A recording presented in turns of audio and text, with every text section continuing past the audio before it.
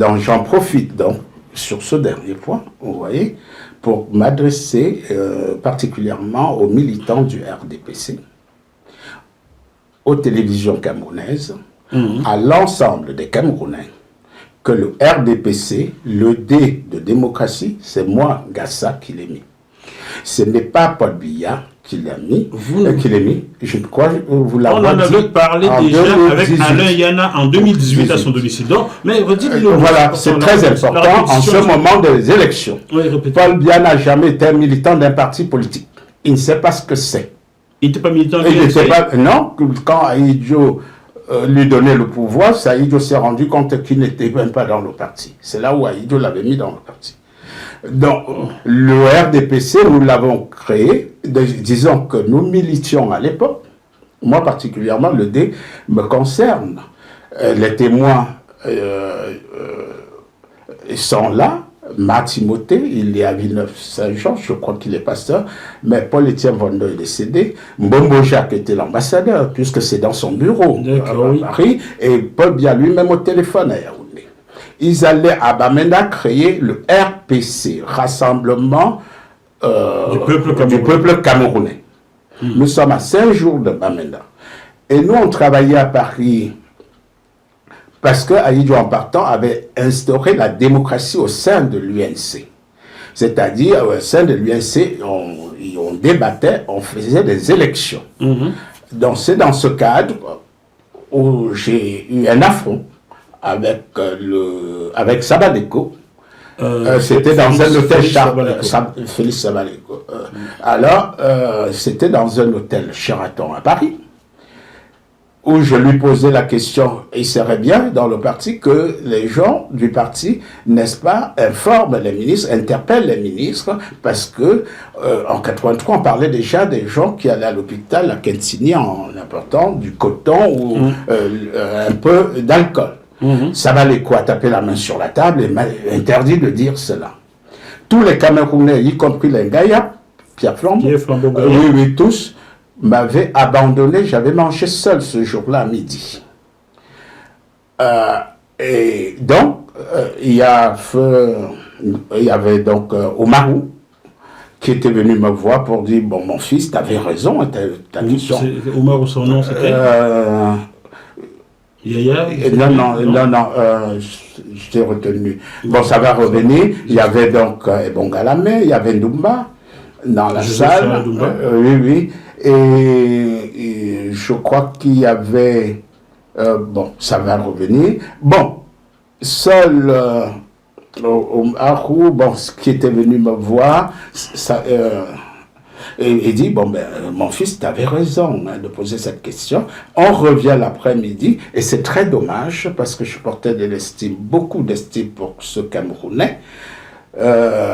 Il m'a déçu dernièrement, mais ce n'est pas grave, je continue à le garder. Il s'appelle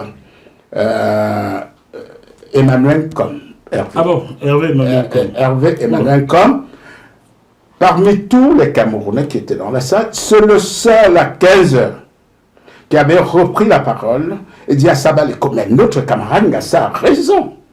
Le parti doit interpeller les ministres. Et sa question a lieu d'être, a du sens. Et du coup, j'étais réhabilité. Alors, donc, c'est ça l'histoire du Cameroun. Hein. Donc, après les événements de 84, on réfléchissait, donc, moi j'étais parti avec d'autres gens, pour que Paul Biya crée son parti. Et laisse l'UNC faire revenir l'UPC, et le Cameroun avait 3 partis politiques. Du coup, l'UPC devait régler les problèmes de l'UNC qu'il avait exilé. Et lui, comme il était aimé Paul Biya, il avait son parti. Donc, nous avons lancé l'idée, et Yaoundé travaillait dans ce sens.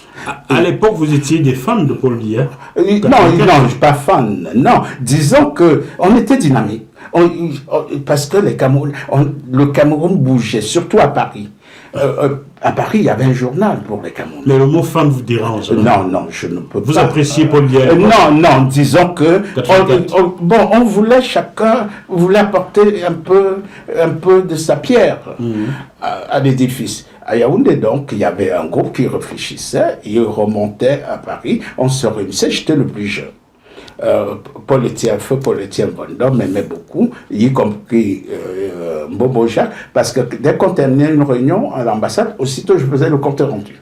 Je faisais rapidement. Alors, donc, Paul-Étienne me disait, ben, allez, tu nous fais le compte rendu. C'était rapide. Donc, il y avait les documents qui montaient à Yaoundé. Bon, j'étais là, j'étais le plus jeune. Et donc, un soir, comme ça, nous sommes en 85 maintenant, on sort de la réunion, et il y a un monsieur qui vient vers moi, qui dit, mais petit, tu es bon, viens avec moi, tu seras mon secrétaire. On discute, on va au bar qui est à côté, au café à côté, on pot avec les Camerounais. Et il me demande où je vais. Je dis, bon, ben, je vais à Nièche chez ma soeur. Il me dit, mais on prend le métro ensemble. Je dis, bon, pas de problème. Nous prenons le métro. Il me parle de son parti. Paul Biya va le représenter au Cameroun. Bon, je ne comprenais pas grand-chose. Arrivé à la porte de Clichy, on sort, le café qui est en face de la porte de Clichy, on s'assoit. Il sort des documents.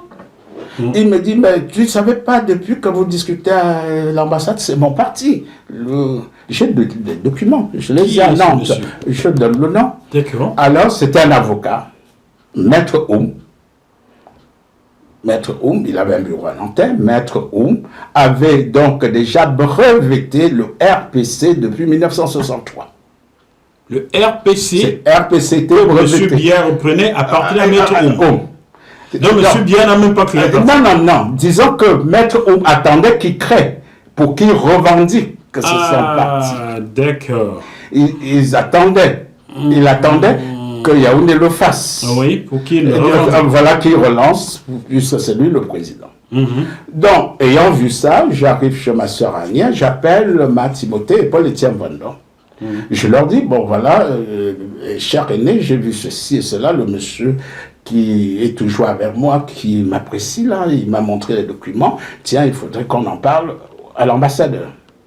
Donc, Paul-Étienne me dit, on se retrouve à l'ambassade. Le lendemain, on s'est retrouvé à l'ambassade. Je lui ai dit, allez, les deux aînés sont montés, on est montés, ils ont expliqué ça à Bobo Jacques.